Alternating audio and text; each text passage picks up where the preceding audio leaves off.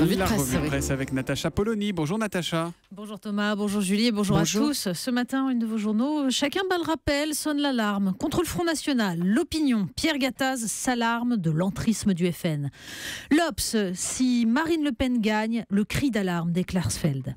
Contre le terrorisme aussi, Le Figaro, la France renforce son armée face à la menace intérieure. Contre ce chômage qui augmente, Les Échos, Hollande face au défi d'une reprise sans emploi. Et puis contre la dérive d'un paquebot, Libération, 8e jour de grève à Radio France, onde de choc.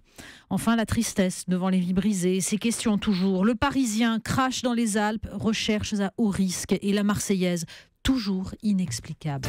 On a le sentiment d'une économie bancale ce matin, Natacha, avec d'un côté la reprise et de l'autre toujours le chômage. Mais oui, et alors que Libération s'amuse des chiffres dégotés, dit le journal par François Rebsamen, pour expliquer que sur 2 mois, ça baisse toujours, l'humanité accuse.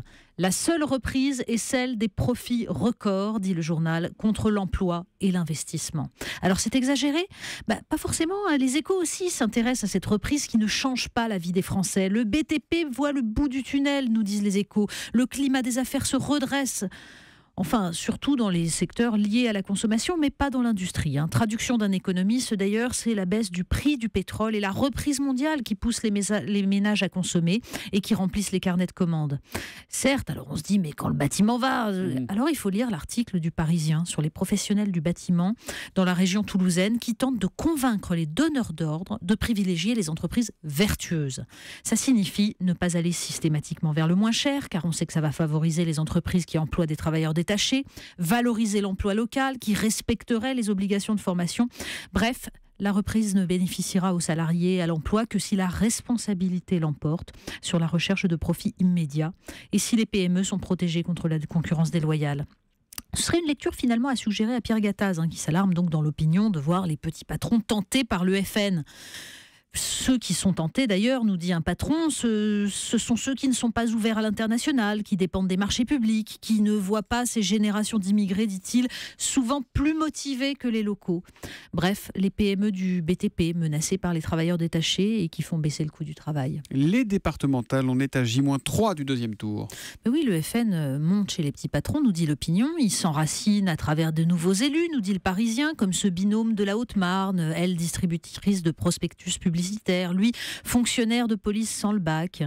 Et puis ce FN, il obsède Nicolas Sarkozy et Manuel Valls. Dans le Figaro, Guillaume Tabar parle du Premier ministre qui, dit-il, espère toucher le salaire de la peur, c'est-à-dire renouveler la tactique du premier tour, faire peur avec le Front National. Puisque le FN a fait 25% et non 30%, c'est une victoire. Et bien cette fois, s'il ne gagne pas l'Aisne ou le Vaucluse, tout le monde oubliera les cantons perdus par la gauche. On disserte donc sur les postures politiques, mais on interroge aussi la sociologie. Alors s'il y a un papier à lire ce matin, c'est celui des Inrecuptibles. Un département qui résiste encore et toujours. Ça, c'est le titre. Et ce département, ce sont les Pyrénées-Atlantiques.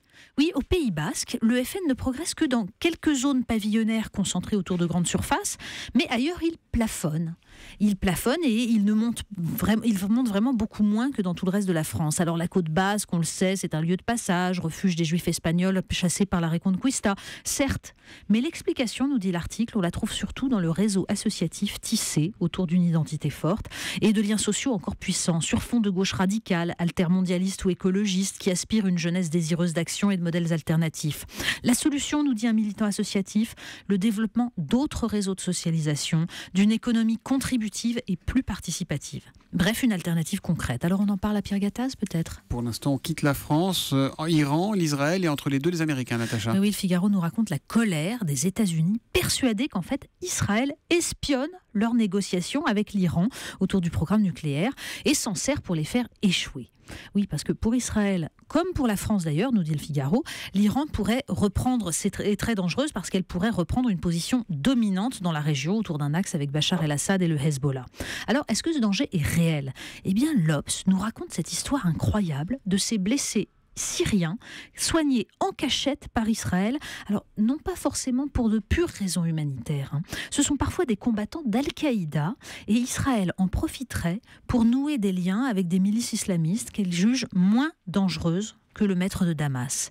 Alors de là à jouer avec le feu, avec l'État islamique... Quelque chose me dit, Natacha, que vous n'avez pas dû aimer le papier des Échos sur la ferme des 1000 veaux ce matin. Oui, ça c'est une pleine page. Les Échos nous racontent le nouvel horizon de l'agriculture productiviste. Une ferme des 1000 veaux, où ça ? Eh bien sur le plateau des 1000 vaches. Il fallait l'inventer. Oui, parce que les éleveurs locaux en fait ne veulent plus envoyer leurs veaux se faire engraisser dans les usines italiennes, ce qu'ils faisaient jusqu'à présent. Et puis d'ailleurs, les usines italiennes n'en veulent plus. On consomme moins de viande chez nos voisins. L'ossobuco n'a plus bonne presse.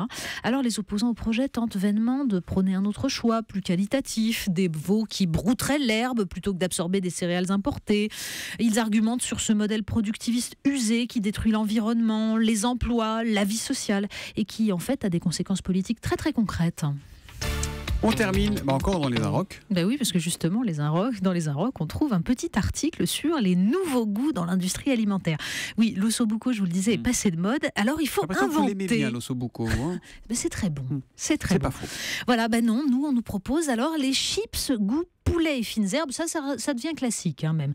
Mais les Inrocks nous parlent aussi des glaces Häagen-Dazs tomates cerises ou carottes.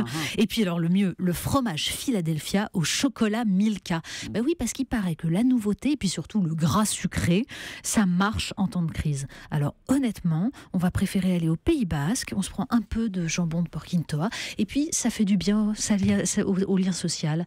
Donc c'est plutôt bon, même politiquement. Un bon gâteau basque à la cerise, c'est bon, hein ? Oui. Oh, c'est bon.